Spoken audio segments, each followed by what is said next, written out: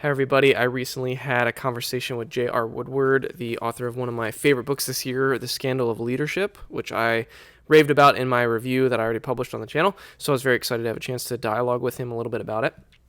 Um, we go into some of the work behind the book. We talk in particular about Rene Girard and Walter Wink and some of his efforts to dig into those sources. We go there because I was particularly drawn to them as influences on his work, on Woodward's work, that is.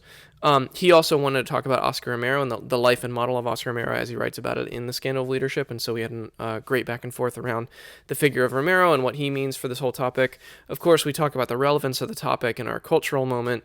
We talk a bit about his discussion of emergent science, which I thought was a really, really fascinating kind of rabbit trail to go down. So we got into that a little bit, especially as it relates to the concept of race in our time. And yeah, it was just a really fun conversation that gets a little bit into the kind of behind the curtain of the book Scandal of Leadership. If you have read The Scandal of Leadership, I think you'll really enjoy some of the diving into some of those sources that I talked about, like Girard and Wink. But if you haven't read the book yet, which I'm guessing many of you haven't had a chance to read it yet, I still think you'll really like this interview because J.R. Woodward does a fantastic job at summarizing key points of some of these thinkers. So if you're interested in Girard, if you're interested in Wink, if you're interested in just kind of what is this, all this stuff about, I think this conversation is going to actually be really helpful as kind of like an orientation to some of those key points and key thinkers. So it was a really fun conversation. I really enjoyed getting to know him a bit, and of course I loved the book. So this was just a really a pleasant experience for me to have this conversation with Jr. So no further ado, I give you the conversation that I had with Jr. Woodward. Welcome to Books and Big Ideas, what I'm reading, what I'm thinking about, with Joel Wentz. Welcome back to my channel, whoever is watching this. I'm here with JR Woodward, and we've already been chatting a bit, but we're here to specifically discuss The Scandal of Leadership, which, in my opinion, if you watch my review, is just a magisterial leadership theology. Honestly, I loved it. And I already told JR I was going to try to avoid gushing, so I'll start there. But we'll dig into some of the weeds on it because there's so much good stuff to talk about here. But so yeah, thanks for setting aside time to do this, JR. This is gonna be fun. My pleasure, man. Let's talk like zoomed out real quick. We're like first couple questions, really big picture. I have a pretty complicated relationship with the subgenre of leadership books. So I would love to just hear you what was the germ or the seed for I should write a leadership book and I should add a book to that whole publishing kind of cottage industry. How did that come up for you originally? Well, I mean, I think too often our books on leadership simply mirror what the world teaches, and too many of us uncritically digest those books. Is why I need to actually write this book with the problem of domineering leadership, because the world creates domineering leaders. That's the way of the world. Jesus kind of said, don't lead like this, but in a different way. And I think the gospel of the kingdom just challenges the status quo of our world. So in politics, the greatest is the least. In economics, we thrive to the degree that we give. And so the gospel turns everything upside down. And so after kind of getting to really diagnosing the problem of domineering leadership by developing a theology of the powers, I really looked at what might a Jesus-shaped leadership look like in both the church and the world. After all, Jesus is Lord, not Caesar. So there must be this intimate connection between the gospel and how to lead the people of God. That's good. Could you say a little bit more about, like, I resonate with your comment about too often we uncritically, we meaning maybe ministry leaders, pastors, nonprofit leaders, I don't know, like we uncritically adopt strategies or tactics of the world. I think that's why I have such a complicated relationship with these types of books. I tend to read them with a little bit of a defensive crouch. Like, am I gonna, is there gonna be something really frustrating here, or something that's just gonna make me feel like a failed leader? All that stuff gets kind of mixed in there. But there are also really, really helpful ones, and sometimes the same book will have like really helpful insights right alongside really like frustrating, uncritical comments. So I don't know. Could you comment a little bit more about kind of your relationship to those types of books, or maybe unpack that statement, like uncritical adoption a little bit more? I mean, I'm with you. Like, I mean, I think I like reading leadership books, like, but again, like realize I have to do it critically. I Mm-hmm. have to try to understand what are the presuppositions, because I think that Christ-like leadership is very different than what the world. So that's the fundamental assumption that I have, right? Yeah. Jesus says the world do not, leads like this, which is very domineering. Uh, we have to be in control. Even like when you look at some of the fallen leaders, like a Bill Hybels or a Mark Driscoll, they have a command and control approach to leadership, and Mm-hmm. it's fundamentally just borrowed from the way the world teaches leadership. And Yeah. so we have to kind of just, yeah, look at the underlying assumptions and pull out the wheat from the chaff that's always there, and it Mm-hmm. can be there in numerous ways. But I just Mm-hmm. kind of read with that underlying assumption. If I'm reading a business leadership book, what Yeah. parallels, what is be more Christ-like, what is not Christ-like, Mm-hmm. and just kind Mm-hmm. of read it that way. I just think too often we don't read it with the lens Yeah. of just kind of asking some questions to the presuppositions that are there. Yeah. Yeah. No, that's good.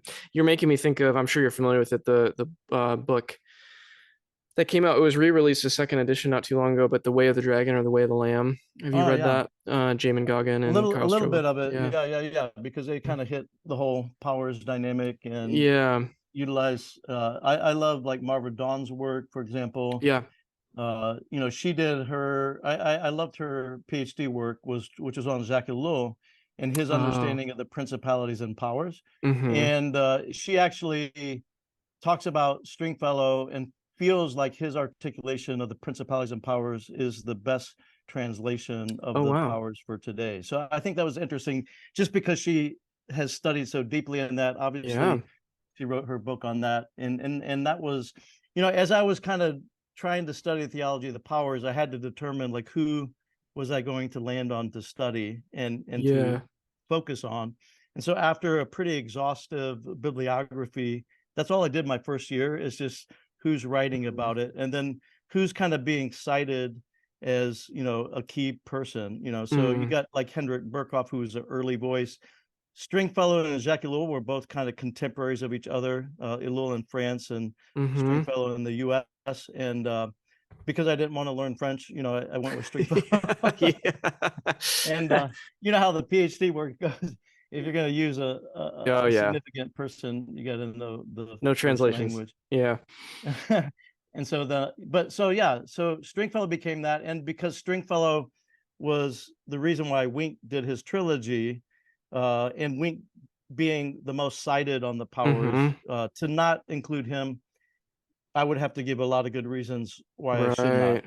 and Yeah. plus he was a early. I was reading him in the late '90s, and that was an early influence for me. And Mm. then Girard kind of came through the back door. I think as I started my PhD, and as I read Girard, and kind of like you mentioned, Girard has kind of been on your radar. People Yep. mention there's a lot of Girardians out there, and but his all of his mimetic theory, essentially this whole mimetic cycle for him is a deconstruction of Satan. And so his whole work, you could say, relate to the powers, and I think in a Mm. very uh from the bottom up, from an anthropological point of view, which I feel like brings a lot more to the conversation. So yeah, those three kind of Mm. inevitably became the people I really wanted to go deeper on, and so they become Yeah. three of the more prominent people. And then in the end, uh, and really this is after PhD work, where I needed to give a little bit more strength to the remedy. I really did my Philippians study because I really couldn't do a PhD on the book of Philippians. It's a different, one's a Mm. theological work and one's a biblical studies work. Yeah. Um, and looking at someone like Oscar Romero as a contemporary example of someone who Mm. literally lived out this kinetic journey in life, at least in his latter years, not his whole life, but the Sure. latter years, he just kind of lived it out. So Yeah. that's kind of how I landed on those folks. On those sources. Yeah. Yeah. And I didn't, as we were talking right before recording, I didn't comment too much on, or maybe at all, on the Romero section at the end. But yeah, that story is is just incredible. And for anyone who's interested in the book, like the way that his story embodies the theory that you've like unpacked over those earlier chapters, it is really really amazing. He's another person who I had known the name floats around, but Yeah, yeah. did not know much of his actual life. So that's another great element of the book. Um, so what would you say? I want to dive into some of these names you've already talked about, because I also think that people who, my humble little corner of the internet here, I think they're going to be people who would like to read more deeply on potentially some of these names. So I want to Yeah, get yeah. to that, but like, what would you say, just like before doing that, what is the scandal? Like the title, The Mm. Scandal of Leadership, what is the scandal that you're hinting Yeah, at? yeah, yeah, yeah. I mean, so I think when people read that, probably the first thing they think of is more this, somebody falling in leadership, Hmm, hmm, which is very true. hmm. But I'm kind of using the word scandal, first of all, in the Girardian sense. Mm. And what I mean by that, maybe it's important just to at least unpack mimetic Yeah. desire. His Yes. first Yeah. kind of Definitely want to get foundational there. understanding is like, we imitate the desires of our models or those that we look up to. We borrow Hmm. their desires. And so if a model has something that they can't share, like a spouse, or won't share, like a leadership role, then they become a stumbling block or a scandal. Literally, scandal, Girard unpacks, is just the same as the stumbling block, right? And so we can become, someone can be a scandalous leader in the way that they become the very they become the obstacle. So for Mm. example, if the lead pastor wants to be the lead pastor, not from a work standpoint, but from a title and prestige standpoint, Yeah. then anybody who looks up to them, and maybe even if we don't look up to them, because we may trick Mm. ourselves in that, but literally by their Ooh. position and role, we will imitate their desires. And so if they desire to be the lead pastor and they don't want to share that, they become an obstacle to us getting the very desire they gave us, right? That's Wow. scandalous in a negative way. The Yeah. scandal in the positive way, which is kind of the also part of the title, is that the Philippians 2, this kenotic journey that we're called to imitate Jesus in, is an approach to leadership that is so different from the way that the world teaches us to lead. It's like the cross, which was scandalous to the Jews and Hmm. foolishness to the Greeks. Yeah. It Yeah. literally feels that way when you look at it. I look at it and like, this feels ridiculous. Yeah. So the scandal of leadership is really that, like my tagline says, we will either become a scandal to those who look up to us as leaders, or we'll choose to imitate the scandalous way of Jesus. Mm. Wow. There's a lot there. I mean, I'm even thinking of the Greek word scandalon, and how that functions as, yeah, as this thing you trip over. It's like it's not something that's easy to, like, it's not a thing that just makes intuitive sense. If that's a fair way to put it. Um, Yeah, yeah, yeah, and that yeah, that resonates with me so much. Let's go into Girard a little bit since you've yeah, yeah. teased that up a few times. Could you? My relationship to Girard, I think I mentioned this in the review, is that like I've always admired him secondhand. Like he's impacted so many thinkers that I admire, so I've kind of just like default admired Girard. Um, and your section on You him, imitated their yeah, desires. there you go. Wow, yeah, yeah, good catch. That's awesome. I didn't even I thought your section was one of the most helpful summaries and literature reviews of his Mm, work. So for anyone who's watching who's similarly interested in Girard but hasn't dove into any of his primary stuff yet, I mean, your section there is so helpful. So could you unpack? You already used a great phrase about our mimetic kind of desire. Could you unpack how mimetic rivalry plays out in yeah, yeah. maybe in a church context? And I'm also wondering too, like as you are articulating that, I have this in my mind. I have this comparison to to the world, the business model, whatever. Mm. I'm also wondering how does mimetic rivalry potentially play out in that Oh, situation. sure. And I'm also wondering, and maybe sorry, I'm like peppering you with these now. My brain's kind of going, but I'm almost wondering if there's something uh to our neoliberal competition oriented economy. I'm almost wondering if there's a mimetic rivalry that is like uh a positive value in that type of a cultural context, Mm. that can't be and shouldn't be so uncritically ported over to the church. Feel free to do anything with that if you want, or not. Yeah. But that's kind of where my brain is going. But maybe first unpack mimetic rivalry, and then we can talk about how it plays out in like church settings and not. Yeah, and I will do it. I could have put it in a church setting, but what we're kind of saying is like this is true for all of life, you know. Yeah. So even though I'm kind of in this book kind of focusing in on the problem of domineering leadership in the church because it's important to you know, in our day to kind of have a focus on that. Yeah. In a lot of ways, this book is really how to overcome the powers. It's a Christus Yeah. Victor approach to atonement. Like, so and it's valuable in every field that you can imagine. I kind of appreciate how Amos Young in the afterword kind of alludes to that. It's not just limited to the church, but let's just kind of talk about it in the context of the church. So just to review, really, like Girard himself states, really his all of his research, his 20 books and scores of articles, all are kind of going deeper and making a deeper case for three basic discoveries that he himself kind of identifies. There's mimetic desire, there's the scapegoat mechanism, and then there's uniqueness of the Bible. And so to review, mimetic desire is really his foundational discovery. He learned it through the great novelists like Dostoevsky and Shakespeare and others. He confirmed it through his study of anthropology and mythology, and basically that our desires come into being as we imitate our models or our heroes. So we kind of first imitate our parents, then we imitate others in society. If we're part of the church, probably our spiritual leaders. So the idea is that mimetic desire is not, we don't generate our own desires. You know, we're not like an island on our own, but it's really more triangular. We'll desire the desires of our models.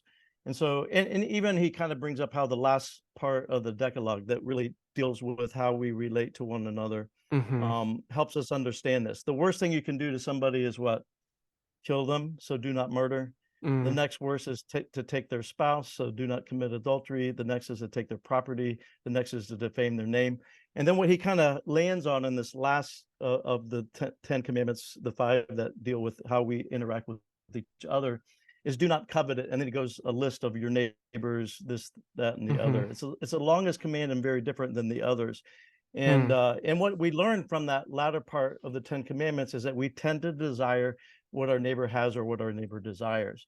Now, in the context of leadership, let's just say that you, I, and a few others are on staff at a particular church, and we kind of look up to the lead pastor. Maybe we do or don't. I don't know that it really matters. But we will desire the desires of our lead pastor. So if they develop a structure where they don't want to share their leadership, they essentially become an obstacle to us. So mimetic desire, in this case, can lead to mimetic rivalry, and where we become antagonistic to each other. Really, this is all subconsciously happening, right? Right. It's rivalry is not always mimetic desire doesn't always lead to rivalry. So if historically, you know, somebody lived in the past, we're not going to have rivalry because they live in the past. Or if it's like such a distinction of role, like a king and a pauper, there's not going to be rivalry because you don't feel like you could ever attain to that place. But in this case, if the triangle, if the model is kind of lower, the likelihood of rivalry is increased.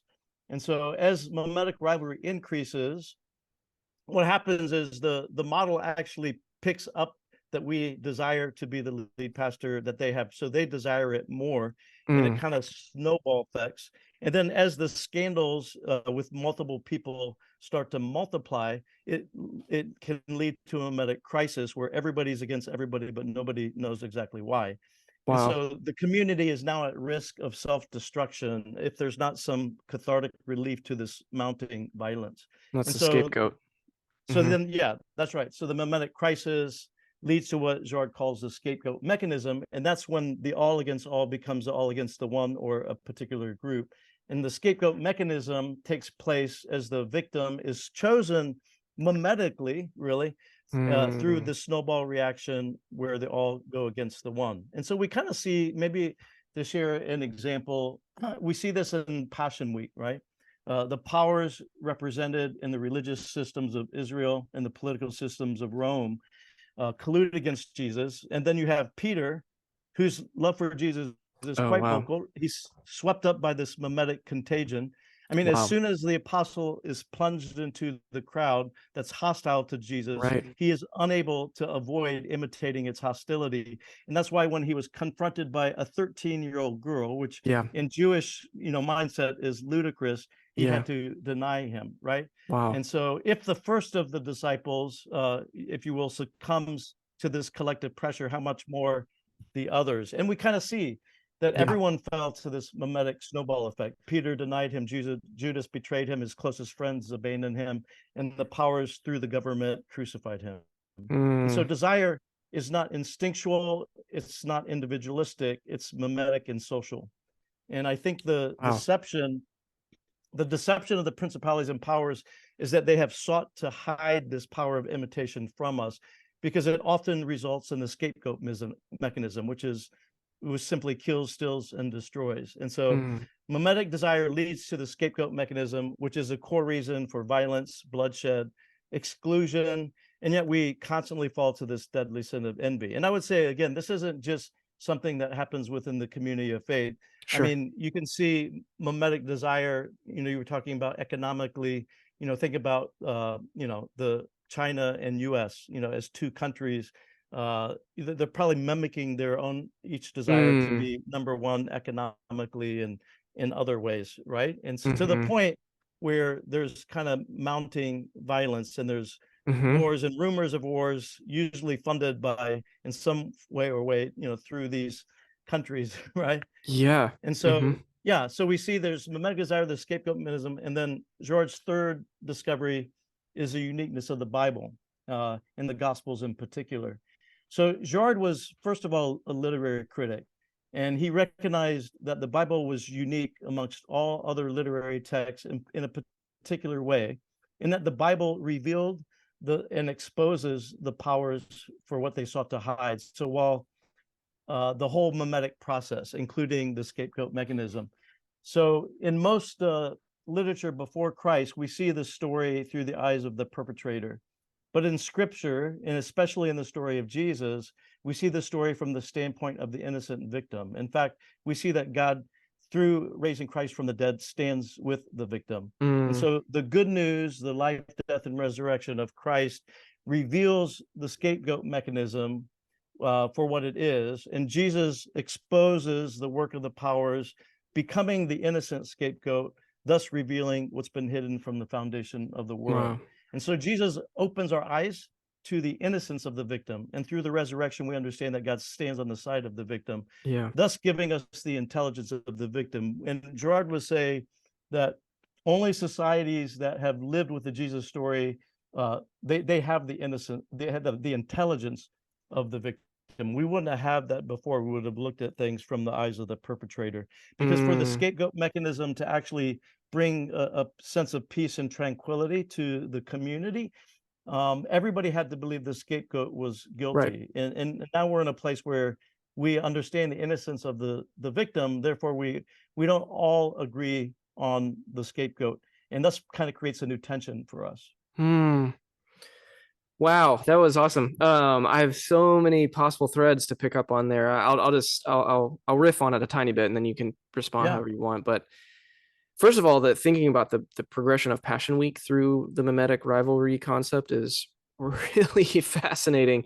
And where my mind went as you were articulating that was how the women in Passion Week are kind of counter yeah, examples. And yeah, yeah, I would wonder how a Girardian interpretation of the role they played as opposed to the Peters and and the male yeah, apostles yeah, yeah. is there's something interesting there about maybe their refusal to participate in the mimesis and the and you could go into all the cultural reasons for that potentially, or potentially how they stood apart and didn't need to partake in the rivalry for Mm, whatever mm, reason. There's mm, something there that I mm-hmm. think is Yeah, pretty powerful. for sure. The other thing that was going through my mind too was the role of scarcity and abundance that kind of lurks behind a lot of this stuff. Like Mm, the rivalry seems to me, and correct me if I'm, not using the right terminology or categories here, but it seems to me that the mimetic rivalry is built upon a sort of zero-sum scarcity mm, situation.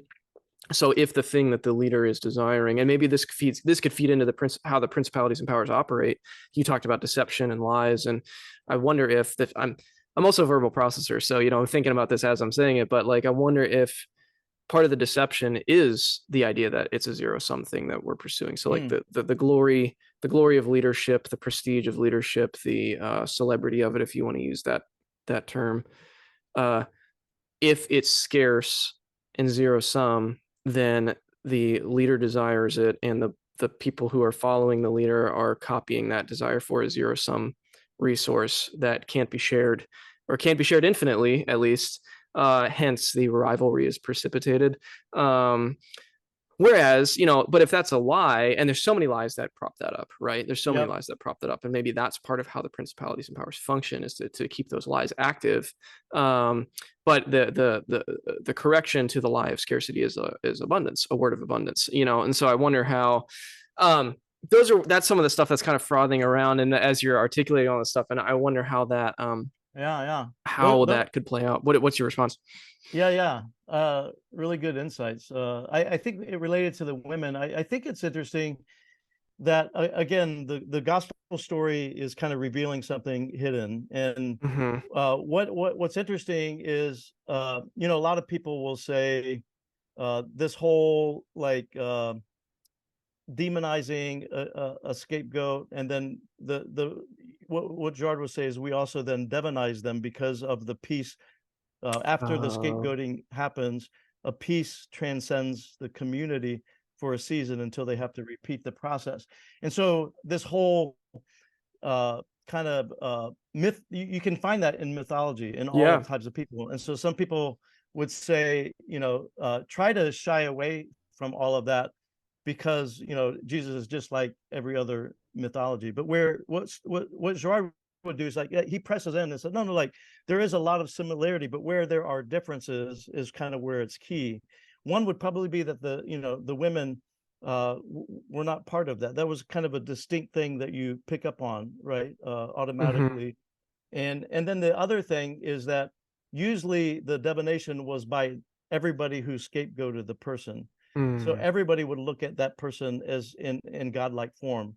But in this case, it was a minority that looked to him as Lord, I as see. opposed to the majority. Yeah. So kind of Girard would actually say these things kind of strengthen the argument and uniqueness of what the death, life, and resurrection of Jesus revealed. And so Wow. and then I think the remind me of your The second. scarcity Yeah, yeah. abundance. Yeah. I think that's great. Again, it kind of goes to this assumption, and I think maybe even I would say it even goes down to how we gain a sense of prestige and honor. Mm-hmm. And what I would say is that the world has a way that we're molded into from birth. And I don't care if we're in Christian community or not, like Yep. it's all over. And how we get honor and prestige is a particular way. And this Mm-hmm. is probably what I really try to dive into in the last couple chapters as the remedy, because the people in Philippi, the greatest commodity for them was honor and prestige. There was Mm-hmm. nothing greater than that. If you had money, you would buy prestige for you and your household. In fact, archaeologists have found 7,000 inscriptions, and the way the inscriptions work is that you start with your ascribed honor, uh, that which you were born with, because that was the most stable. It's not going to be taken away. And then you went to the achieved honor. And in Mm. that day, there were really kind of like two primary classes. There Right. there was kind of the elite and non-elite, and then within that you have, a very skilled, from certain types of slaves all the way to business people and political elite and so forth.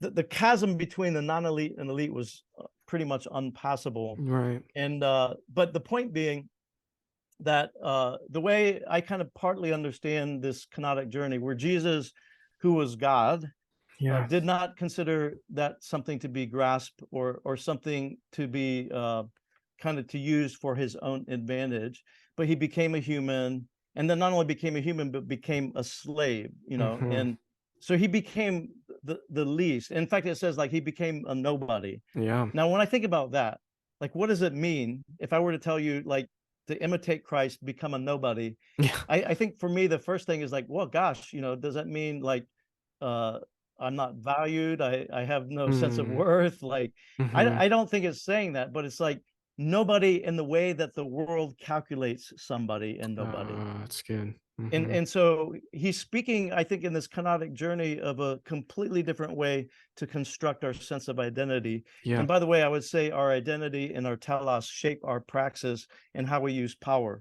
And so Yeah. because Jesus Mm, no longer established his sense of identity before he went into the wilderness, before he was, the devil came after him in the areas that he comes after us in, which is all about identity, yeah. Yep. right? If you are the Yep. son of God, Yep. turn this stone into bread. If you are the son of God, then throw yourself from, doesn't the scripture say? So even Mm-hmm. our interpretation of scripture can be misaligned Yeah. based Mm-hmm. on the what the devil does. But it was before the spirit actually drove him into the wilderness. What happened? You probably remember Baptism and the the baptism. pronouncement of his sonship. Yeah. Yeah, Mm-hmm. yeah. So Mm-hmm. his sense of value, his sense of worth were all wrapped up in what the Father had said. And I would Yeah. say this, I've always kind of wondered, why does it say that Jesus only said what the Father said, only did what the Father did? That Mm, feels a little bit robotic to me. Where's the yeah. human creativity in that, Yeah. right? Yeah. Mm-hmm. But if Jesus was also in his humanness captive to imitation, then Mm, he had to imitate the Father. And the only way that any human being can overcome the powers is to imitate Christ. And when we imitate Christ, we'll have a heart for the Father because that's what he had. that's right. And we'll be dependent on the Spirit in the way that he was dependent on the Spirit. And so, in Wow. a lot of ways, our imitation of Christ leads to participation in the triune God. And they Yeah. kind of feed upon each other and loop back and forth. Mm-hmm. All of that to say, like because his construction of self was so radically different, he was able to have this revolutionary humble obedience even to the point of death and death on the cross. Mm. Now Paul was writing this from prison. Death was hanging over Yeah. his head. He was chained to a guard. And the way one of the reasons why I kind of take this interpretation is, like, he gives his own autobiography in Philippians 3. And what does he Mm, do? He uniquely and very understandably to those in Philippi starts with his ascribed honor. right. He was Oh, speaking yeah. specifically to the Judaizers who wanted to exclude others, and he said, like, "Hey, I was circumcised on the eighth day. Mm-hmm. I'm the tribe of Benjamin." Mm-hmm. Like, he starts with the things that he was born with, his ascribed honor, and then he moves to his achieved honor within the Jewish culture, right? Right? How he gained his sense of identity.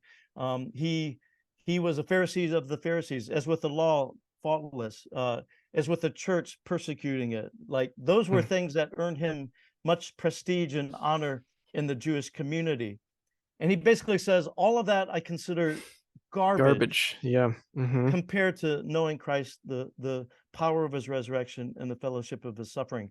Mm. He basically threw away everything that gave him a sense of identity in his culture, and he leaned in on just knowing Christ, not just the power of his resurrection, but also the suffering he knew that he would have to endure, Mm. because knowing Christ was what was most important. And so it does kind of speak to, like, uh, the the the soil that we have to, Yeah. kind of gain our sense of identity and rootedness is the love, the height, the depth, the width of Christ. We see that Paul praying to the Yeah. Ephesians, right?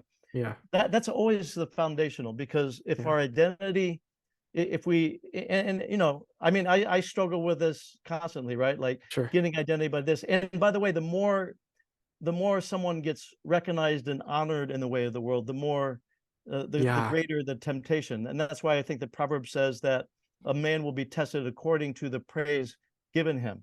Mm. We are tested by the praise, because if we take that praise and try to establish our identity through that, instead of through our just deep abiding That's right. connection with Christ, then we're going to be potentially pulled away to construct our identity in the way of the world, and then we do end up in this sum zero game. But it Mm-hmm. doesn't have to be, because we all have the ability to ground and root our identity in Christ. That's so good. That's so good. And to use the verbiage I was using earlier, like that love you're talking about is abundant. There's nothing more abundant. Yeah, yeah, yeah, yeah. Nothing more Exactly. plentiful. Yeah. And I, I can come alongside what you just said. Like I I think part of the reason your book, that I mentioned the book earlier, Way of the Dragon, the Way of the Lamb, other books of a similar. Tim Gambas had a great book called Power and Weakness. I don't Yeah. know if you're familiar with that one. Yeah. Well, yeah, I Uh, quote him quite a oh, bit that's in my right. book. Yeah. Yeah. Where he talks about the conversion of Paul's imagination for what ministry even like looked like, Yeah. from Hmm. coercion to this kind of self-emptying. Stuff like that resonates with me on some level, because I too have this, like many of us, I have this drive to accrue those accomplishments and to accrue that human to human glory and prestige and honor and adulation and yeah, I think, and being a, at least in the kind of identitarian sense, like someone of significant privilege in our context, like those things Right. are within more grasp for me than they are for maybe others. And that feeds into it as well. And so I think all this stuff resonates on a personal level. And like, to be honest with you, I've been in ministry now for almost 12 years, full time at least, vocationally, whatever. And to be honest with you, my kind of prayers and my desires for myself have shifted to like, please make me mature enough to handle whatever sphere I've been given, like that's been a shift for me, as opposed to like, I want to get as many big of a crowd as possible. I want to get as many, even this YouTube thing. It's like, give me as many people as, it's like, I think I've just tasted, I guess this is getting more personal than I meant to, but I've just tasted enough of like getting beat up by ministry, and I've tasted enough of fallen leaders, both the big ones you've talked about and more ones more relationally, whatever, that I've like been harmed directly by. Um, I've experienced some of that stuff. I guess all I'm trying to say is that I, on an existential, experiential level, resonate so much with these cases and these arguments that like you're making, because I have seen the outcome, the really poisonous outcome of not being, not being rooted in the love of God you're talking about, not having the strength of character and soul to bear the glory of the world. I've seen all that stuff, and I guess I love particularly what you do, because you do it with such academic depth in the book. Like, I love that it's not a purely emotional case, though it does resonate with my emotions quite a bit. I don't know, does that make sense to you? Does that how I Yeah, articulated that? yeah, absolutely. Yeah. I would love to talk about, and because our time is fleeting here, another huge part of your project is the principalities and powers, which typically, in my experience, typically the words academic study and principalities and powers, unless you're talking about Walter and Wink, they don't go together very much. Why did you feel the conviction to bring the principalities and powers into this argument? Yeah, because I feel like there's a lot of good work that's done on kind of the psychology of Right. fallen leadership. There's even from a sociological standpoint. Mm-hmm. And like Matthew Krausman kind of labels this other level as mythological. And Mm. when I say mythological, meaning the real thing, not Not made false, up but stuff. Yeah. not made up Yeah. stuff, but real stuff. Mm-hmm. And through kind of emergent science, which I think Krausman does a great job. So Mm. while kind of Girard kind of deconstructs Satan in a very interesting and helpful way, I use Matthew Krausman to reconstruct Satan as a person, Mm-hmm. and but in a very different way than what tradition brings. And the idea is, if we don't kind of, because I believe like the mythological, just like the sociological shapes the personal, Mm-hmm. so the mythological shapes the sociological and the psychological Mm-hmm. and the biological, chemical, all the way down to Mm-hmm. physics. So emergent science, as opposed to reductionist view or a dualist view. And by the way, I really like the way Krausman talks about those, because he kind of puts up, like, when it comes to understanding the powers, I think one of the reasons nobody really dives into that, or you don't get a lot of depth, because it does take a lot to unpack Yeah. and to make sense to our current plausibility structure. Yes. When I say plausibility structure, I'm kind of speaking to the structure of assumptions and practices that Mm-hmm. determine the beliefs that we consider plausible or non-plausible. So Presuppositions, the imminent frame of Charles Taylor, all of that. yeah, Yeah. yeah, yeah, Mm-hmm. yeah. And so Mm-hmm. kind of I think that's what kind of the beauty of Wink's work is. He's transposing a Yeah. pre-modern view into an integral world view. And so while you may, while I kind of, critique some aspects of that, I think his work is amazing in that Yeah. way, and it brings to life the powers in a way that hardly anybody does, which is why he's so studied and cited. Hmm. And I think Girard, again, because of mimetic cycle of Satan, and in particular Stringfellow, like I mentioned, with who Wink kind of got his inspiration from. When you kind of tie them all together, I feel like I feel. By the way, for the longest time, like I was going, most of the people who speak of the powers, like if you read Marva Dawn and others, they never get to the ontological argument, Mm. and partly because it's kind of so messy, and like we're not really the Bible doesn't seem interested in Yeah. trying to tackle that. It's really like, how do you deal with evil more Yeah. than anything, right? Yeah. We don't give a long history of what happened to Satan. We kind of pick it Right. out of few passages that have some, there's some other people that bring some strong criticism to the way we've adopted those Right. Isaiah, Ezekiel Ezekiel 28 or whatever. Yeah. passages. Hmm. Hmm. Yeah.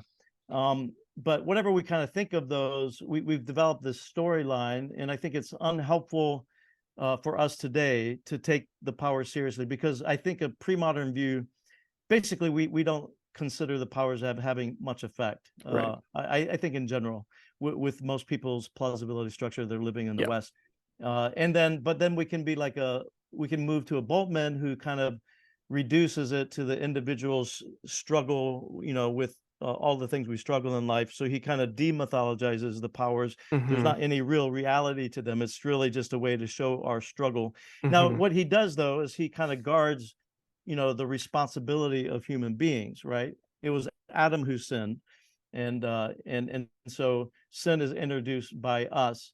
And but what happens, what Krausman does, is he kind of works through trying to understand in Romans 5 through 8 this body of sin that acts as a cosmic tyrant. Yeah. He's kind of asking, is this a literary personification or person identification? And Mm. this was the first person who I studied out of all the people I studied on the powers, like who was getting to this kind of ontological reality. Mm. Can we call this body of sin a person? And he makes the case strongly that we can, Wow. and he makes the case by he has to move to emergent science before he goes back to theology, as you Hmm. probably know through reading the book. But within emergent science, you have, it's really kind of a transordinal theory where seeking to understand the relationship between the science. And so you have the science that studies the smallest things, physics, and then you Right. have chemistry, and then you have biology, then you have psychology and sociology. And what emergent science would say, that the more simple is foundational in an ontological reality that the next is birthed from, right? Mm. Uh, uh, so for example, if there is no brain, there's no mind, because Hmm. the mind emerges It from just the from the brain. brain. Yeah. Yeah. But a Hmm. reductionist would try to put all causal effects on the lowest level, or Hmm. the most ontological, like physics, it would come down to. Or So a if you're, feeling you're experiencing is just neurons firing in your brain. yeah, yeah, That's the yeah, reductionist account. yeah, Yeah. Yeah. yeah. Hmm. Whereas like an emergent would say, yeah, okay, yes, like you have no mind apart from the brain, but the mind can also reshape the brain. And Yeah. so there's kind of like there's both kind of a upward and downward. There's an Yeah. upward uh sense of like he calls it like supervenience or causation, and then a downward constraint in something that Mm. kind of affects all of us. And so in a sense, what you have with you know when we think of what is a person, he kind of goes into defining what a person is. If we're not just a if we consider ourselves not just a collection of cells, but we Yeah. consider our chemistry and our biology and our psychology equals a person, he would say in the same way, sociologically, you have a collection of selves, and Mm. from that collection of selves emerges a collective mind. This is very much shown and proven in many different sciences, including sociology, the study of insects and other things. Mm. And that collective mind, therefore, in an emergent view, has the ability to constrain or shape everything below it. So if we don't deal with the mythological, which for him is simply like what is he? Is kind of the psychologies of social bodies. Yes. Yeah. If Yeah. we don't understand that, because that shapes everything below it, right? And so if we don't understand the powers, then I don't think we can ever get to the root of the problem. Is all. Man, It's a long way of saying so good. that it has to be analyzed from the personal, social, and the Hmm. mythological if we're Hmm. going to find the true remedy. Yeah. Oh my gosh. Yeah. Well, and I'm thinking of just I was thinking of examples as you were talking, and like I've been thinking of my neighborhood, like the culture. My neighborhood has a culture, which I think has emerged over over time. I've lived there for 6 years, but the culture existed before I lived there. But I have been impacted by the culture now that I'm immersed in it. And so to the purely reductionist account does leave something out, even of something as simple as like the culture of a neighborhood. And then you can broaden that out to the cultures of cities and of countries, and um, Absolutely, makes so absolutely. much sense to me. And we've only got a few minutes left, but I wanted to mention before we pull the threads together, the account in this emergent science, the account of race as kind of an Mm, emergent principality. I don't know if you'd use those words, but like that put precise words to something I had been thinking for a long time about that subject, because it seems to me, what could go wrong with two white guys commenting on race? But it seems to me that it does seem to me that there is this tension in like a lot of discourse that either wants to go mostly reductionistic, mm, um, and I guess what I'm trying to say is that I felt the tension of like saying, yes, there's a social construct to race, which is therefore it's not real in that sense, mm, mm. but it has been a historical reality that shapes people's experiences, and at minimum it shapes the ways that we talk about these experiences, and it seems to me that it has a real power in the world, even though I also agree with the social constructionist kind of critiques of the ideas of race, that it is not fun, like there's no biological substrate to it. All I agree with all that stuff, but so as I've been like personally wrestling through that tension myself, and then when I read, I wasn't expecting to like stumble into kind of that insight in the middle of your book, but I thought, oh my gosh, this puts precise language to exactly how I feel like race functions, at least in the American context. And I guess why I'm bringing that up now is to say that I wonder if that is an entry point to the conversation about the principalities and powers more broadly in our cultural moment. That's Mm. something like race, the construct of race, or take that out and put maybe a less fraught subject in there. That I think there's a lot of examples that it seems like there's a way.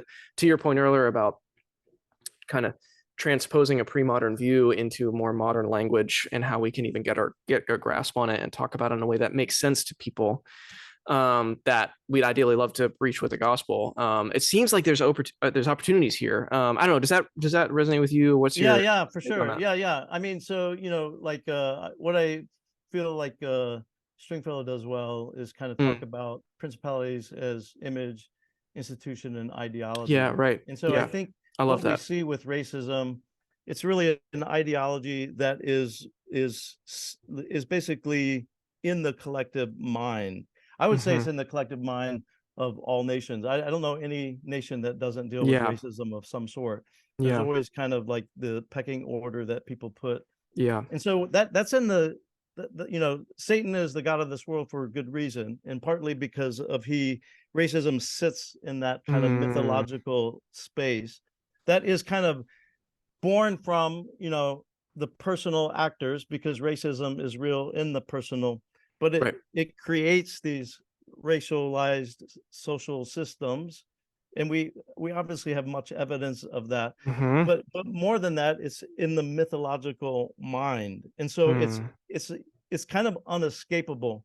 yeah. And again, with emergent theory, you can kind of see how what starts with the personal becomes the structural and becomes the mythological, and then acts back down upon it. So And shapes the that's persons where, that are like, involved. Yeah. we talk about, one of the authors talks about how you can have racism without racist, Hmm. literally, because it's still in the collective mind of a people.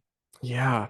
Yeah. I mean, it makes sense to me, and it adds a spiritual, I don't know, cosmic, whatever words you want to use. It adds a dimension to this whole conversation that feels to me like is sorely lacking, in so many justice issues, policy Yeah. issues, Yeah. geopolitical Yeah. issues, like, Yep. um, yeah, man, And wow. by the way, that's kind of I kind of show through that, like Crossman does a great job of how racism not only kind of shapes the social and the personal, but because of like emergent kind of hits, the biological, the chemical, and so forth, he kind of shows studies that kind of show and demonstrate how racism actually shapes the biological or the neurological Mm, brain. And where, there's one study that kind of shows a reductionist view where both black and white folks were shown faces of that they didn't know of the opposite right. race, and they kind of the amygdala was activated,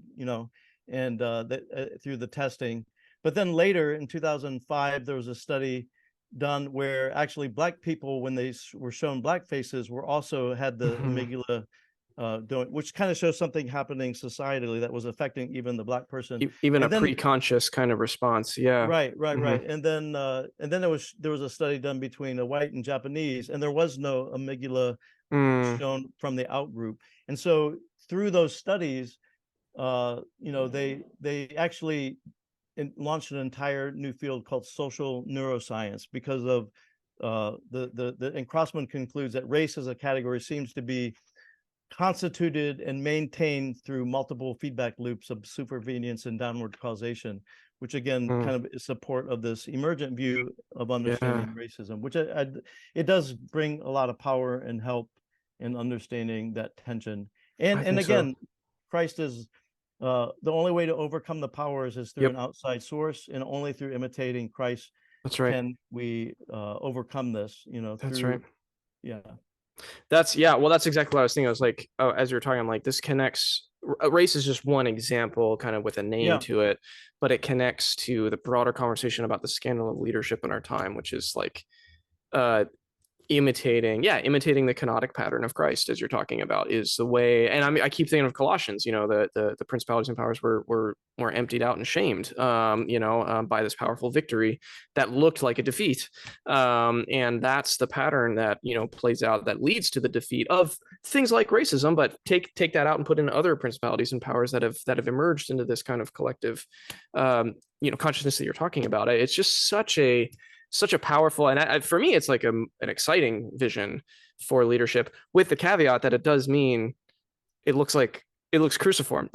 So it's not this, that I feel like that always is what it comes back to. It's not this exciting, we're going to take the hill, trample our enemies kind of vision, which is so easy to get caught. And even as I articulate it, you can feel yeah. the principalities wanting to distort the message to, like, yeah, this is going to be your victory now, this is going to be your vision, this is going to be how you take over and get glory. But no, it is cruciform. And so, man, that's what's so powerful about it. I wonder if, just in our last couple minutes, I got a question from, when I posted the review of the book, I got a question from somebody who's actually a friend of mine that I've known for some time.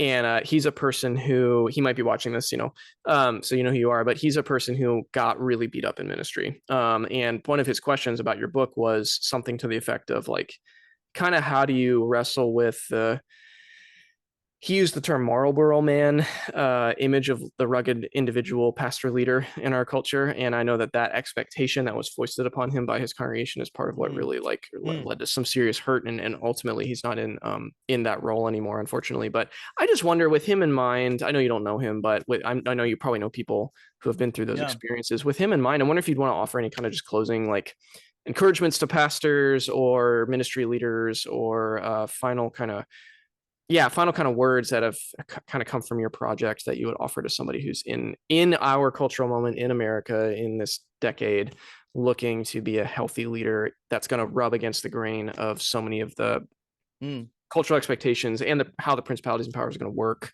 Yeah, I don't know. What would you say to that person? Yeah, I mean, it brings up an interesting thing because there are these expectations from maybe people in the congregation, and Hmm. not only can people in the congregation be scapegoat, but the leader can be scapegoat. Yeah. And I would say, this this goes back to kind of where we find our sense of identity.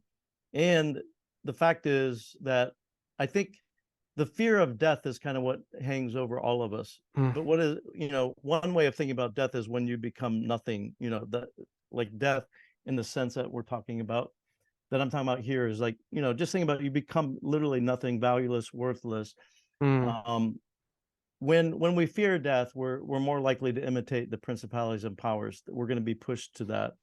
And so, Yeah. but when we Wow. understand that Jesus was willing to die and become a scapegoat in order to kind of like really do something so unique in history that turned around the possibilities of what it could be to be human, Mm. that our goal is to be fully human, right? And Mm-hmm. in the midst of the principalities and powers that are constantly trying to shape us and work at from above and from below and Yeah. around. And so I think we the person who's probably gone through that, uh, I feel like you're probably you're kind of brought low Mm. in the way that the world considers low, and therefore probably there's that test of faith in the same way that this one's tested by their praise. We're tested in a different way, Yeah. and will we kind of go to say I'm willing to be nothing in the way that the world Mm. ascribes a sense of being? I don't think that I think they're closer to it. It's probably just going a little bit more, but it's going to be a test from a different angle. Yeah. But it still points us to this kenotic journey where we no longer we really no longer fear death because our sense of value and worth are already determined, but we have to live into that. And again, Mm. like I feel like Oscar Romero is a great example of this, right? Yeah. I want to, I want to, maybe I can read Yeah, if I please. can, just a little bit about his life, if I can find this passage really quickly. Um, but just before like his last sermon, by the way, he kind of, he emptied himself of everything. The archbishop with the highest, religious level there, people offered him houses and cars. He refused. He Mm. lived in this single room off of this terminally hospital that treated the terminally ill that the nuns built for him. And he really didn't consider any of what, his title and anything is anything worth anything. His last homily before he was assassinated, while he was breaking bread in the terminally ill hospital, someone shot him Wow. in the forehead. He writes this uh, to the congregation. By the way, 70% would be Catholic, so that would be Mhm. including the army as well. And so Mm. he, in his homily, he addresses the members of the military and uttered his most famous last words: "Brothers, you are part of our people, and you will kill your very own poor brothers and sisters. Before the human command to kill, the divine command shall prevail: thou shalt not kill. No soldier is obligated to obey an order contrary to the law of God. No one has to follow an immoral law. It is time that you came to your senses and obey your consciences rather than sinful commands. The church, the defender of the rights of God, the law of God, human rights, and the dignity of each person, cannot remain silent in face of such abominations. We want the government to take seriously the fact that reforms stained with so much blood are worthless. In the name of God and in the name of the suffering people who have suffered so much and whose laments cry out to heaven with greater intensity each day, I implore you, I beg you, I order you in the name of God, Wow. stop the repression." Wow. And next day he was assassinated. Mm. Now, what I found interesting is 2 weeks prior to this, he was interviewed by one of the few uh, magazines that were not owned by the oligarchy and the government. And here's what his interview said. He says, "I have frequently been threatened with death. I must say that as a Christian, I do not believe in death, but in resurrection. If they kill me, I will rise again in the people of El Salvador. I am not boasting. I say it with the greatest humility. Mm. As a pastor, I am bound by divine command to give my life for those whom I love, and that includes all Salvadorians, even those who are going to kill me. If they manage to carry out their threats, I shall be offering my blood for the redemption and resurrection of El Salvador. Martyrdom is a grace from God that I do not believe I have earned. But if God accepts the sacrifice of my life, then may my blood be the seed of liberty and a sign of hope that will soon become a reality. May my death if it's accepted by God, be for the liberation of my people and as a witness of hope in what is to come. You can tell them if they succeed in killing me that I pardon them, and I bless those who may carry out the killing. But I wish they would realize that they are wasting their time. A bishop will die, but the church of God, the people, will never die. Wow. I think Unbelievable. that's the attitude that we have to. He did not fear death. He knew it was Yeah. coming. He had a person that was taking him around that he asked not to do it anymore because he knew death was imminent, and he still continued. And the reason why he even faced death is he was willing to name and unmask and engage the Yeah. powers that were at work in his country. Yeah. Wow. That's an incredible story. Yeah, I can't help but think of people like Polycarp and the earliest, some of the early church leaders, to use that word intentionally. Those words would be very like almost interchangeable with some of those last statements we have recorded about some of those leaders that were killed in those early centuries too. So, and of course they resonate with the Father, forgive them, they don't know what they're doing. I mean, gosh, that's a powerful word to end on. Thanks for digging that passage up. I think this is a good spot to wrap. So I would there's so much, even though we ranged pretty quickly through a lot of the material, there's so much in your book that is well worth getting into that we didn't even comment on. So I would heartily encourage anyone watching this to pick it up and take a look at it. Is there any last thing you want to plug before anything you're working on, anything you want to point people to resource wise? I am going to be spring of 2025. I'm going to be leading a doctoral of global leadership cohort, 4 years at Fuller, and it's going to have a particular focus, discovering missional paradigms for the next generation. In particular, I'm kind of looking at the emerging adults between 18 and 29, and so the essentially it's a what we used to call the doctor of missiology. And so as opposed to the D-Men, it involves some qualitative research. And so I'm excited just to get a group of people who have an interest in connecting with a group that the church is not currently connecting with too well, and getting some real qualitative research so that we can discover the paradigms necessary Oh, to wow. connect them to Christ and the church. That sounds fantastic.